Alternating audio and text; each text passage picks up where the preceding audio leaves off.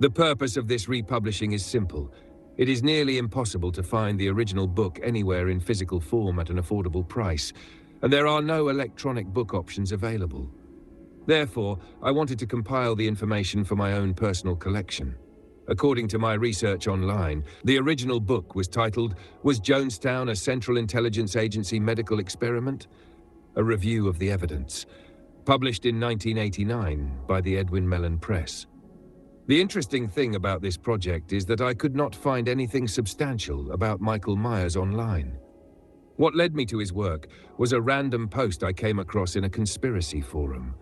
The poster claimed it was one of the eeriest and most detailed conspiracy stories he had ever read. Unfortunately, all I could find of this book was an internet archived version filled with grammar mistakes and typographical errors. It was likely hastily hand-typed by someone who owned the original published copy from the 1980s. I discovered a forum called deeppoliticsforum.com with a post from 2009 referencing Michael Myers. It read, "Jack, I have a physical hardback copy of the book, which was published by the Edwin Mellen Press. I contacted them more than a decade ago and asked to interview the author, Michael Myers. They forwarded my letter and I never heard anything more." Once extreme research on human subjects started being scrutinized by investigative journalists, the experimentation did not stop. However, it had to be rendered plausibly deniable or conducted on populations who had no voice. As a result, human experiments were conducted on prisoners, on orphans, and through cults. The Reverend Jim Jones was a protege of shock therapist Dan Mitrione. His lieutenants were largely drawn from intelligence families and were primarily white. His experimental subjects were the lost of the streets and were primarily black. I find it concerning that it is so difficult to contact or even find any clues about Michael Myers' whereabouts. Is Michael Myers still alive? Is Michael Myers a pen name? He does not appear to have any other published work available online. For me, the mystery surrounding Jim Jones is just as fascinating as the question of who originally authored this book, especially after reading the introduction. I named this book Project Yellowstone to protect my identity, given the controversial and potentially dangerous nature of the subject matter. This is not your typical book about Jonestown, and I hope it encourages others to explore and uncover new information regarding the mysteries surrounding Jim Jones and the tragic Jonestown experiment.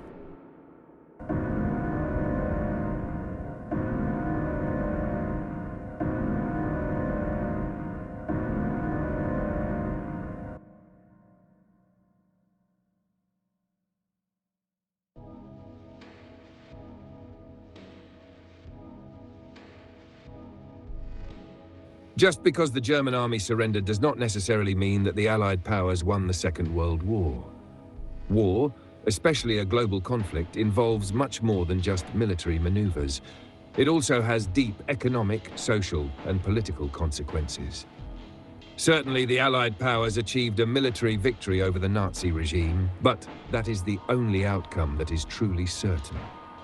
Within only 40 years after the Second World War, the economies of both Germany and Japan had become significantly stronger than those of the United States, the United Kingdom, and the Soviet Union. Nations that were considered the victors, but arguably fared much worse in the post-war era. This chapter will examine some of the political and social consequences of the Second, and hopefully final, World War.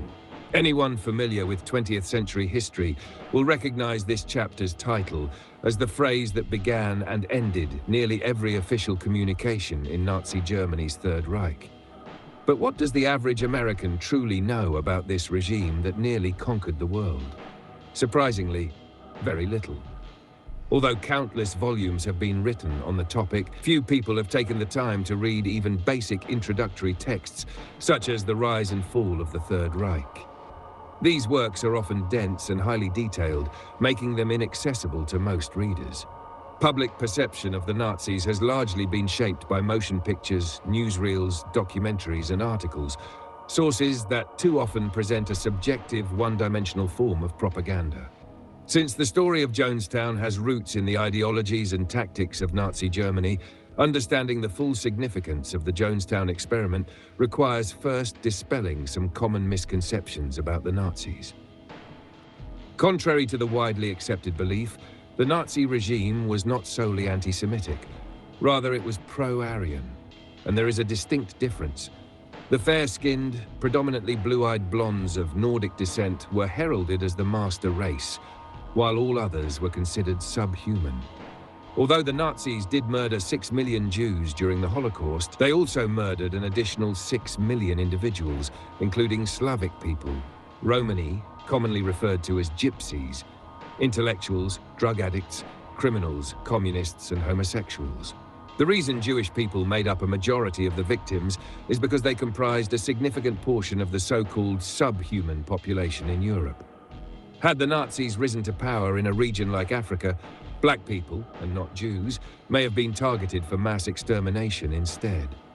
The 1936 Olympic Games, held in Berlin, serve as a prime example of the Nazis' attitude toward black individuals. Germany proudly showcased its finest Aryan athletes, such as Luz Long, who was meant to represent the honor of the master race. However, he was repeatedly defeated by African-American athlete Jesse Owens, who won 4 gold medals. The German press referred to Owens and other black athletes as auxiliaries and little more than trained baboons. Adolf Hitler exemplified the official Nazi stance by refusing to personally congratulate Owens following his historic victories. Although it is rarely framed this way, the Second World War was, in part, a race war, at least from the perspective of the Nazi regime. While the Allied forces were engaged in a traditional war in which geography and nationality defined one's allegiance, the Nazis saw the enemy not as countries such as the United States or the Soviet Union, but as subhuman populations, some within Germany itself, others across Europe, and even more in nations like the United States and the Soviet Union. To the Nazis, their alliance was not based on national borders, but on race. They saw themselves allied with Aryans everywhere, not just within Germany. As the German military conquered more of Europe in search of Aryan living space, many of the local populations were deemed subhuman and sent to concentration camps. Conversely, individuals of Aryan heritage were often rewarded and welcomed into the Third Reich. While the Allied powers fought nations, the Nazis fought people. This core ideological difference enabled both sides to claim a sort of victory. The Allied forces achieved a military victory over Nazi Germany, but the Nazi ideology left a lingering social and political footprint, particularly in the United States, where their philosophy was quietly embraced by many German Americans, a group that remains the largest ethnic ancestry in the country today. This story begins within a specific division of the Nazi Party known as the Schutzstaffel, or simply the SS. The SS was formed in 1926 with 280 founding members and was originally tasked with guarding Adolf Hitler. After 2 ineffective leaders, Hitler appointed Heinrich Himmler, a quiet, mild-mannered poultry farmer and expert in genetics, as Reichsführer SS, or Supreme Commander of the SS. Under Himmler's leadership, the SS grew dramatically in both number and prestige, especially after 1934, when it became an independent faction of the Nazi Party. Membership eventually swelled to over 30,000, with recruits coming not only from Germany, but also from Austria, Norway, Denmark, and France. These individuals represented the elite of the master race and served as role models for every young German boy who aspired to one day wear the iconic black SS uniform. Complete with its stylized twin lightning bolt emblem, the uniform's sleek design even captured the imagination of young German girls, contributing to the mystique and allure of the SS within the Reich. The Schutzstaffel was so diverse in function that it defies a simple description. It was not a traditional military unit per se, although Heinrich Himmler did establish an armored division known as the Waffen-SS. This division's primary role was not to engage in frontline combat, but rather to follow the German army and reorganize the conquered territories. They also served as an impressive show force during parades and ceremonies. Additionally, Himmler created an intelligence division known as the Sicherheitsdienst, Security Service, often abbreviated as the SD, which functioned as the Nazi Party's internal and external espionage organization. He also unified Germany's 16 regional police forces into one centralized authority under his control, the Geheime Staatspolizei, more commonly known as the Gestapo, secret state police. Another division of the SS, marked by a skull and crossbones insignia, was tasked with managing the growing number of concentration camps, many of which were established in repurposed German factories after the SS became an independent entity in 1934. One of the SS's primary objectives was to purify the Aryan race in accordance with Himmler's vision for the first 125 years of his proposed 1,000-year Reich. Their plan had two components: eliminate those deemed subhuman and encourage the procreation of the so-called master race. Himmler aimed to breed Germans with the same selectiveness he had applied when breeding chickens on his poultry farm. The SS might best be described as a powerful ideological fraternity. By the outbreak of the Second World War, its varied membership numbered in the hundreds of thousands. Members took the following oath: "I swear to thee, Adolf Hitler, loyalty and bravery. I vow to thee and to the superiors whom thou shalt appoint, obedience until death." It was Heinrich Himmler's SS, and not the broader German population, or even the regular German military, that was chiefly responsible for the atrocities committed by the Nazi regime. One of the most bizarre yet revealing aspects of the SS was its obsession with the occult and psychic phenomena. Although Adolf Hitler's and Himmler's interest in the occult has been widely reported, the depth of influence it had on their ideology and actions is often underestimated. Shortly after the First World War, Hitler joined several German occult societies, most notably the Thule-Gesellschaft, Thule Society, a secretive group that practiced elements of the black arts. Members were required to abstain from alcohol and meat, purportedly to enhance their necromantic rituals. The group promoted a belief in Aryan racial superiority and used an ancient Tibetan symbol, the swastika, as its emblem. The experience appears to have had a profound impact on Hitler. It has been proposed that Hitler ultimately intended to declare himself a divine figure upon achieving global domination. This may explain his intense interest in mystical and spiritual matters. Under Himmler's orders, the SS scoured the globe in search of any and all knowledge related to the occult and metaphysical practices. Their research extended from African voodoo and Himalayan monk traditions to Christianity and even pseudoscientific theories like letterology, a belief system involving the power of letters. Every major religion, sect, or spiritual tradition, both contemporary and ancient, was studied by the SS in an attempt to compile the most comprehensive record of humanity's spiritual experience. To a significant extent, they succeeded in creating one of the most extensive, albeit ideologically warped archives of global occult knowledge in recorded history. By 1937, Heinrich Himmler had extracted all the knowledge he could from the German occult lodges, so he outlawed them to eliminate anyone who might possess even a fraction of his understanding. Covens such as the Argentum Astrum and the Ordo Templari Orientis, OTO, were disbanded. The principal figure in both was Aleister Crowley, who criticized the Nazis as creatures of Christianity due to their persecution of Jewish people. Adolf Hitler mentioned in Mein Kampf that, as a young student at the Benedictine monastery in Lambach, he dreamed of one day being ordained as a priest. To this day, his relationship with the Catholic Church remains controversial. He was never excommunicated, not even posthumously. Hitler and Himmler were considered among the foremost authorities on the occult in the world, perhaps even in recorded history. The following examples illustrate the extent of their interest and beliefs. Their foundational belief, or rediscovery, was a principle found in many spiritual traditions, that man is an energy force inhabiting a physical body. Primitives called it a spirit. Christians refer to it as a soul and often depict saints with a nimbus or halo around their heads. In Hindu belief, it is known as an aura or astral body, and their deities are shown surrounded by a glowing energy field. Many individuals, both historically and currently, claim to have the ability to see this rainbow-like aura that surrounds every person. This aura is believed to reflect one's character, physical health, and mental state. Regardless of how different cultures interpret it, most agree that the aura exists and that its absence signifies true death. Perhaps Himmler's initial fascination with the aura stemmed from a desire to develop new methods of separating the body from the soul, to kill without bullets or poison. However, his research eventually took another direction. Schutzstaffel, SS. Scientists under Himmler reportedly discovered through modern methods that when a person concentrates intensely on someone else, a small flare of energy leaves the sender's aura, similar to a solar flare from the sun, and travels at the speed of light to the person being focused on. The recipient then thinks of the sender, often unaware that the thought was externally implanted. This phenomenon is commonly known as telepathic communication, or extrasensory perception, ESP.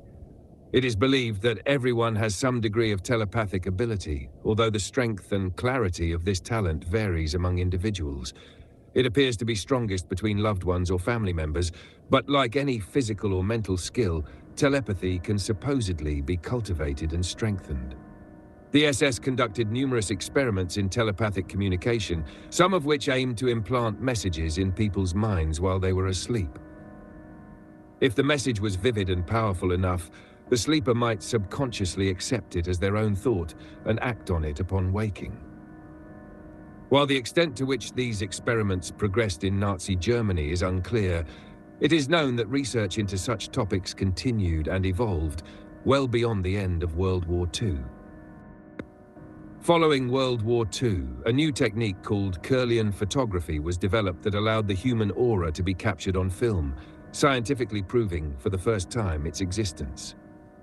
Using this technique, researchers photographed an entire human body, and in studying the resulting image, they made an astonishing discovery. The aura emitted from specific focal points that precisely aligned with the points identified on ancient Chinese acupuncture charts. Despite present-day skepticism about how acupuncture works, this discovery validated what many holistic health experts had long suspected. Disease, they proposed, is often caused by a blockage in the life-sustaining energy flow of the aura. Acupuncture needles do not cure the disease themselves, but instead unblock these energy pathways, allowing the aura to flow freely to the affected areas. It is the restored flow of the aura, not the needles, that heals the patient. Armed with this new insight into an ancient science, German researchers began experimenting with one specific acupuncture technique believed for over 5,000 years to enhance psychic abilities. Their goal was to use acupuncture to unlock areas of the aura associated with extrasensory perception, ESP, a method that could potentially transform average individuals into masters of telepathic communication. In the 1950s, researchers conducted several experiments involving a telepathic sender and a receiver located over 1,000 miles apart. What was new in these tests was the use of highly sensitive monitoring equipment capable of detecting even the smallest flares of psychic energy, measuring them electronically as they left the sender and reached the receiver. These results confirmed previous findings, but then one unheralded genius proposed a new twist. Instead of sending a thought to another person, the sender would attempt to send a telepathic message directly to the monitoring equipment. Amazingly, at the exact appointed time, the monitoring needle, over 1,000 miles away, moved. The equipment could not interpret the message, but it did register that something had been received. The experiment was repeated with the sender transmitting a series of energy pulses in Morse code instead of regular thoughts. This time, the monitoring device captured and translated the message accurately, dot by dot, dash by dash, into readable text. It was a groundbreaking moment, the first documented link between the human mind and a machine. By 1965, this unpublished science had progressed so far that it was reportedly implemented as the primary communications system for an ultra-secret US intelligence organization. One of the world's largest computers at the time, the same Hewlett-Packard model used by the General Services Administration to manage the federal government, was programmed to receive telepathic reports from thousands of covert operatives stationed around the globe. This became the fastest, most secure, and virtually untraceable communication system in existence. These agents could mentally transmit their knowledge and observations straight into a central database, which could be accessed instantly to provide a complete dossier on any person or subject. The organization allegedly operates to this day, headquartered in Silicon Valley, California, with branches worldwide, often disguised as acupuncture clinics that serve as conditioning centers for their operatives. It remained one of the best-kept secrets in modern intelligence. The science of telepathic communication has also drawn interest from the Central Intelligence Agency, CIA, which has funded multiple studies in parapsychology in collaboration with the National Security Agency, NSA.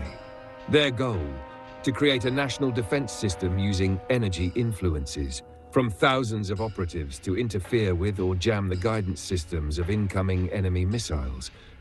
A concept that, while radical, is theoretically plausible. Declassified CIA reports suggest that as early as 1972, the Soviet Union had committed more than $20 million annually to similar telepathic research. Whether the reader views this account as speculative fiction or the hidden truth behind emerging sciences, to Heinrich Himmler, it was nothing less than serious business. He firmly believed that he had discovered a primeval truth, one previously mastered only by historic figures such as Jesus Christ. Christ never claimed to be God, not even to save his own life. Had he done so, Pontius Pilate might have dismissed him as insane and spared him from execution. Instead, Christ professed to be the Son of God, but within the limited scope of human understanding, we have failed to recognize that we are all sons of God. The only difference between Christ and the rest of humanity, Himmler believed, was that Christ had mastered the essence of his own nature. He knew who he was, where he came from, why he was here, and what awaited him after death. While most people have no concrete answers to these basic mysteries of life, only mythological hearsay. Himmler viewed Christ's power to heal the sick as the ability to transmit his powerful aura to raise the energy levels of those afflicted.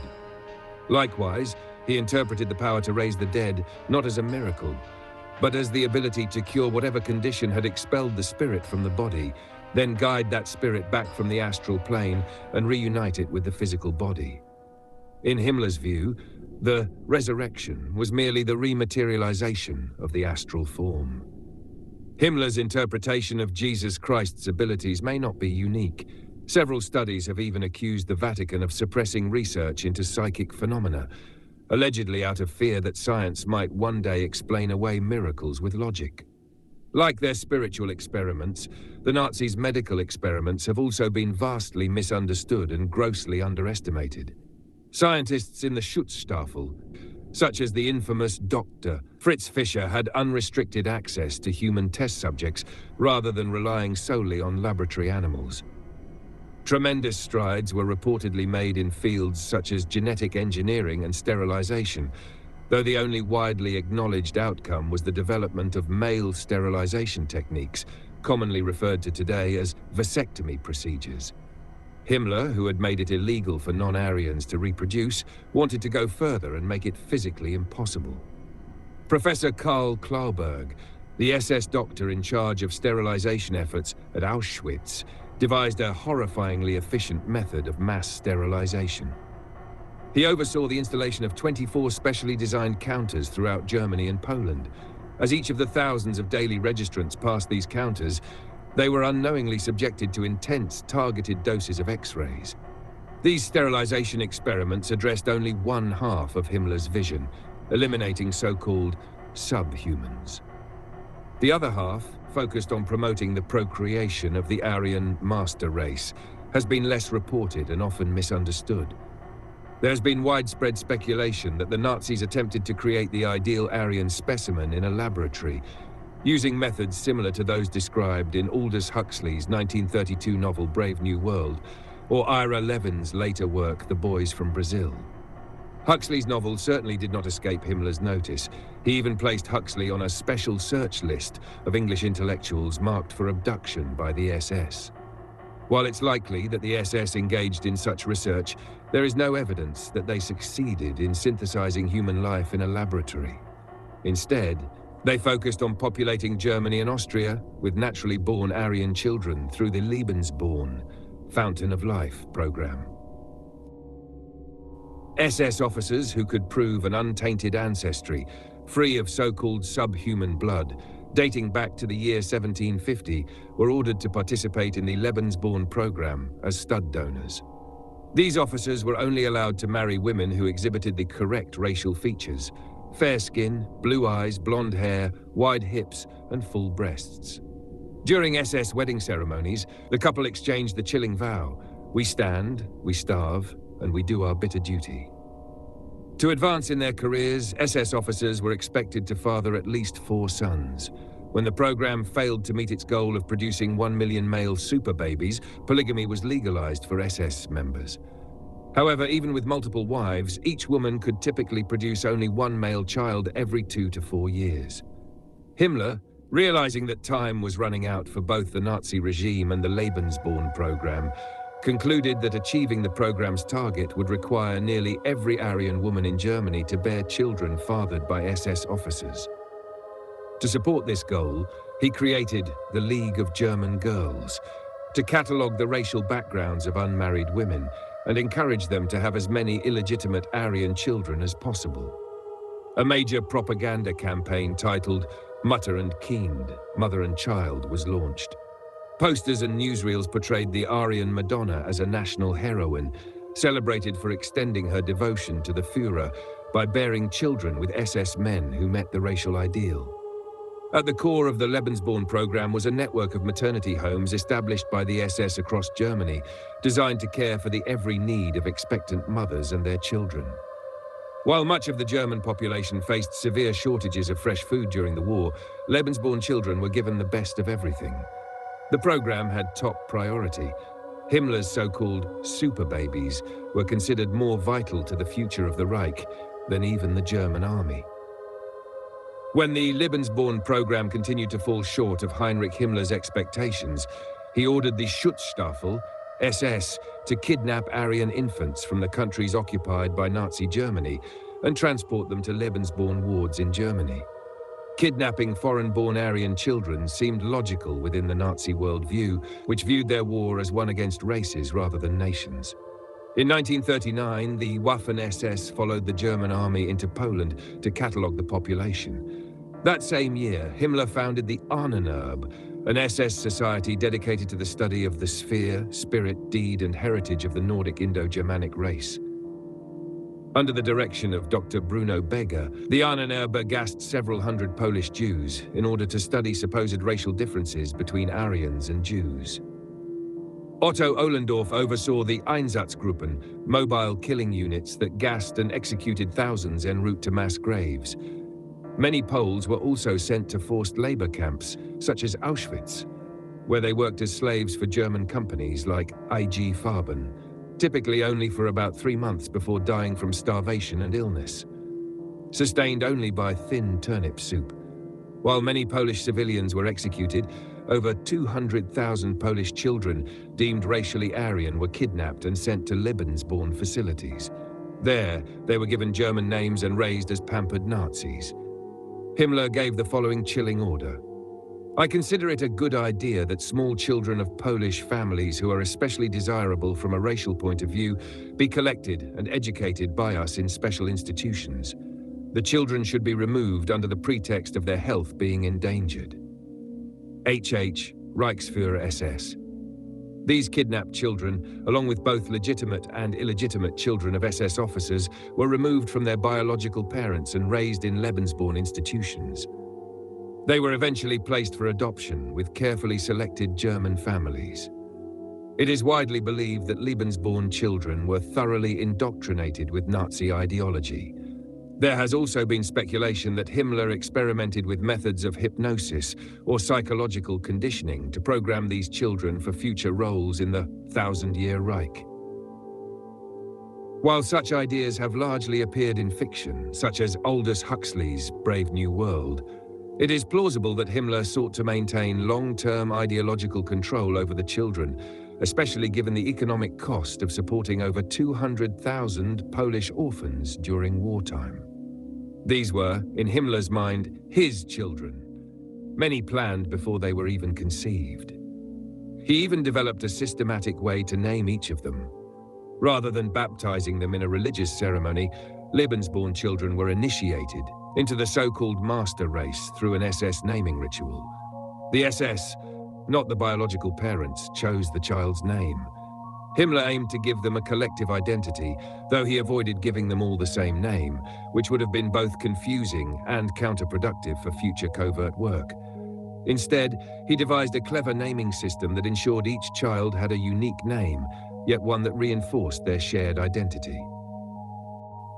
There is some indication that the Nazis did not originate the Lebensborn program, but instead developed it from an earlier initiative started by an unknown entity. Regardless of its origins, the program reportedly produced between 1 and 2 million so-called super babies under the control of Heinrich Himmler, which raises some interesting questions. Where are these individuals today? Are they still organized? If so, has their influence been felt around the world? Perhaps this work will help to explore such questions. Plainclothes Schutzstaffel, SS, agents were stationed in movie theaters throughout Germany to monitor audience reactions to Propaganda Minister Joseph Goebbels' newsreels and documentaries. Goebbels so advanced the art of political propaganda that even the United States, with all the resources of Hollywood, was unable to produce an effective counter-campaign. The propaganda unit of the United States Army chose instead to concede to Nazi Germany's superior filmmaking ability and used Germany's own footage to frighten the American public with the apparent strength and determination of the enemy. This propaganda war, or real war, as it has been called, is just one example of how the United States began to follow Nazi Germany's lead in certain areas. Ironically, the most effective anti-Nazi propaganda authored by the United States was produced not during the war, but after, when Hollywood almost universally portrayed the Nazis as bumbling idiots who were easily deceived and always defeated. If the goal was to convince Americans that Nazis no longer posed a threat in the post-war world, then Hollywood succeeded brilliantly. Adolf Hitler's strategy to win World War II was surprisingly simple. He was fighting on two major fronts, the Soviet Union to the east and the United States and Britain to the west. Early in the conflict, Hitler implemented a plan to infiltrate and mislead his enemies, particularly by sowing friction between the United States and the Soviet Union. The modern Cold War arguably traces its origins to this divide and conquer strategy. SS officers, posing as members of the German resistance, contacted the Americans through Alan Dulles, who was then the head of the Office of Strategic Services, OSS, in Switzerland. This elaborate deception was designed to convince Dulles that the Soviet Union, not Germany, was the true enemy of the United States. Similarly, Hitler's top aide, Rudolf Hess, staged a dramatic defection to Britain in an attempt to persuade the Allies to join forces with Nazi Germany against the Soviets. With all the misinformation and subterfuge, it is no surprise that tensions arose when American and Soviet forces met outside Berlin. Mistrust deepened when Hitler's vast gold reserves went missing. This included the German treasury, the national treasuries of occupied countries, gold confiscated from Holocaust victims, and even legendary artifacts such as the jewelry of Helen of Troy, which had been housed in the Berlin Museum. The Soviet Union accused General George Patton of hoarding the gold and refusing to share the spoils of war. Patton, in turn, accused the Soviets of doing the same. He later died in a suspicious automobile accident during an investigation into the missing gold and efforts to challenge Soviet claims. The gold has never been recovered, leading to speculation that it was hidden by the SS and covertly used to fund post-war operations by the Nazi fraternity. One of the key architects of this alleged post-war plan to infiltrate the United States was General Reinhard Gehlen, a member of the German General Staff.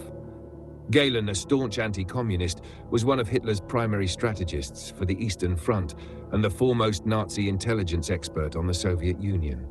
It has been said that Gehlen's intelligence files on the Soviets were more extensive than even those maintained by the Soviets themselves, a fact that echoes Field Marshal Erwin Rommel's quote, "The first rule of war is to know everything there is to know about your enemy." In April 1945, just 4 days before Hitler reportedly committed suicide in his Berlin bunker, Gehlen and a small team defected, taking the Russian intelligence files with them. They buried the documents in 50 metal boxes in a location in the Bavarian Alps known as Misery Meadows. Rather than escaping, Gehlen waited there for 9 days before surrendering to American forces. By this time, US military leadership had come to believe Nazi propaganda about the Soviet threat and eagerly accepted Gehlen's expertise, his files, and his established spy network in Eastern Europe. In August 1945, Gehlen was secretly flown to Washington, D.C., disguised as a four-star US Army general, a rank equivalent to his standing in the German army. He was received with honor and comfort, even being housed at Fort Hunt, where he was provided with a personal butler and a team of white-coated servants. For the next few weeks, Reinhard Gehlen met with President Harry Truman and General William Wild Bill Donovan, the head of the Office of Strategic Services, OSS. Ever since President Franklin Roosevelt had sent Donovan on a fact-finding tour of Europe just before the war, Donovan had advocated for the establishment of a centralized intelligence agency. At the time, Donovan was a New York attorney, but World War II elevated him to the rank of general and placed him in charge of the relatively primitive intelligence gathering office, the OSS. It took about a month for Donovan and Gehlen to convince President Truman to reorganize US intelligence. On September 20th, 1945, Truman officially disbanded the OSS. For the next 4 months, the United States relied solely on military intelligence to formulate foreign policy.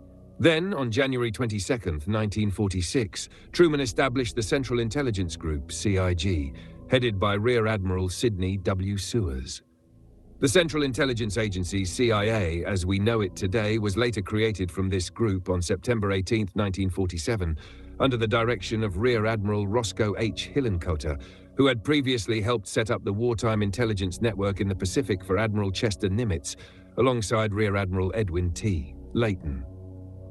The CIA, designed in large part by Reinhard Gehlen, was staffed with former members of the OSS, the Federal Bureau of Investigation, FBI, the Schutzstaffel, SS, and the Sicherheitsdienst, SD. Indeed, approximately half were Americans and half were former German Nazis. With full support from the US government, the man who now called himself Dr. Gehlen returned to Germany to establish the West German Federal Intelligence Service, or what the CIA referred to as Gehlen's organization, which served as its European spy ring. Initially, the CIA granted Gehlen an annual budget of $600,000, which was soon increased to $20 million. The CIA spent $3 million just to remodel a former SS housing complex for Gehlen's new headquarters. More than 1,000 agents and their families lived entirely within the walled compound, which had once been the headquarters of high-ranking Nazis Martin Bormann and Rudolf Hess. Gehlen went on to establish 60 spy schools that graduated more than 7,000 new agents, who joined veteran Nazis already in the field. It was also Gehlen's idea to create Radio Free Europe, a propaganda-based news station located just a few miles from his headquarters. Always pleased with Gehlen's work, the CIA showed their appreciation by gifting him a $250,000 lakeside village in Starnberg, Bavaria. He retired there in 1967 after a series of scandals involving former SS officers on his payroll, and thus indirectly on the CIA's payroll, forced his resignation. These scandals were accompanied by a rash of suicides among his critics. This former Nazi general, often called the co-founder of the CIA, exerted considerable influence over US foreign policy, especially given that 3/4 of all US intelligence on the Soviet Union during the Cold War originated from Gehlen's organization.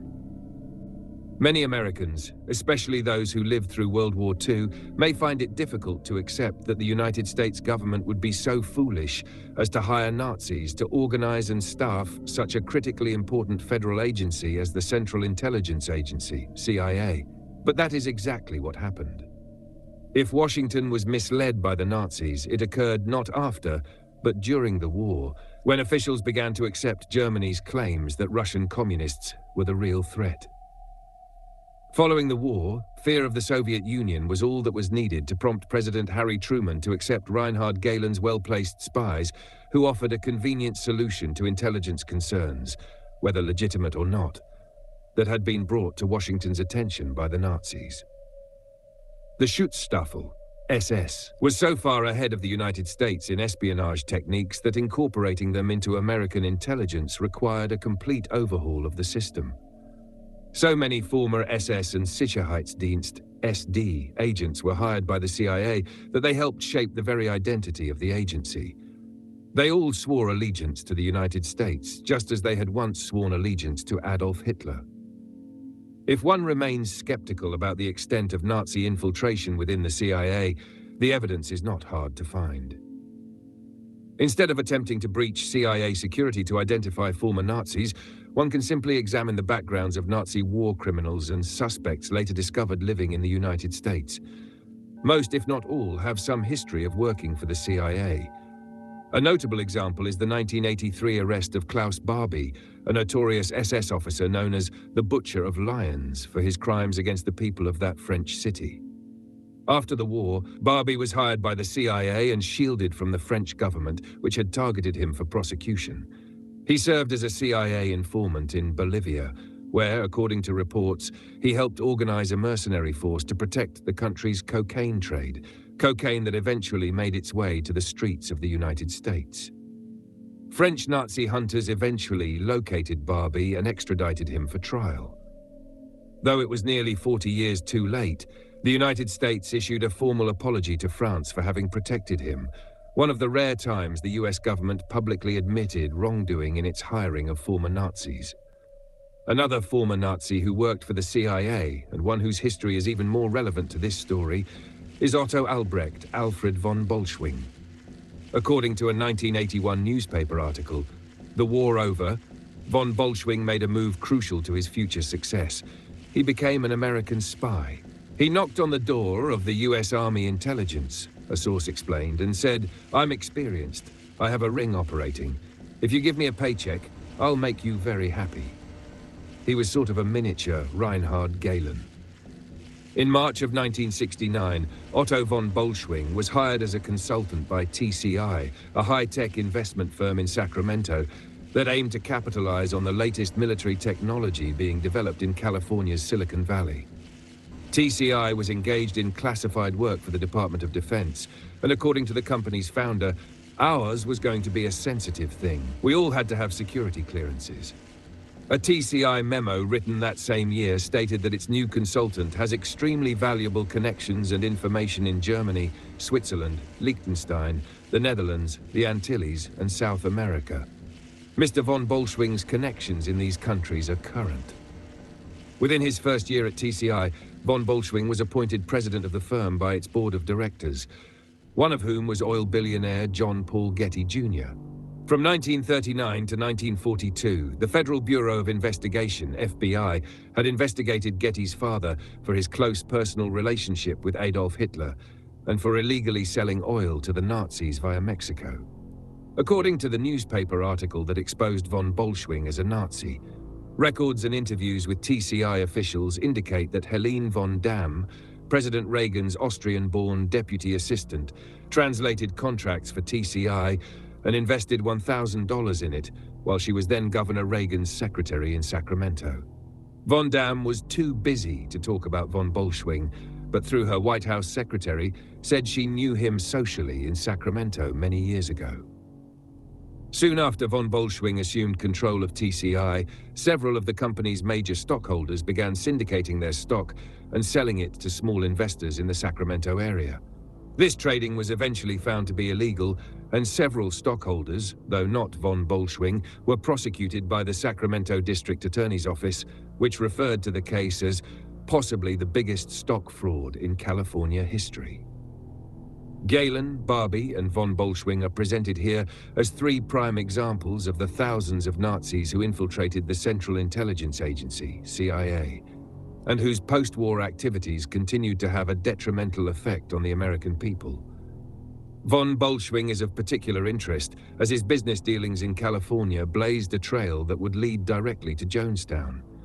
One of TCI's two Silicon Valley subsidiaries, a Sunnyvale-based corporation called International Imaging Systems, formerly Stanford Technology, purchased Intercontinental Technology, a Washington, D.C. based marketing firm, to represent them in selling sophisticated electronic surveillance equipment to African and Middle Eastern governments. This was not a new endeavor for International Imaging Systems. Under its former name, it had supplied equipment to the CIA-backed Shah of Iran. The founder and president of Intercontinental Technology was none other than the notorious CIA arms dealer Frank Turple. The New York Times reported that Turple and his partner, Edmund Wilson, used Intercontinental Technology's Geneva office for payment of former Army Special Forces troops, or Green Berets, he had recruited to train terrorists in Libya, according to several participants in the operation. The purchase of Turpel's company by von Bolschwing's subsidiary is strong evidence of at least a working relationship between the two men that extended beyond their mutual affiliation with the CIA. It also lends credence to the widely held belief that the agency operates front companies within the United States, despite the fact that such operations are in direct violation of its charter. This connection is important, as Turpel later admitted in a British Broadcasting Corporation (BBC) interview that during this time he supplied mercenaries and arms to the early stages of Jonestown, when the jungle camp was being used as a CIA training center. Von Bolschwing thus provides the first clear glimpse into a Nazi-CIA Jonestown connection, a living bridge between Kristallnacht and the White Knight.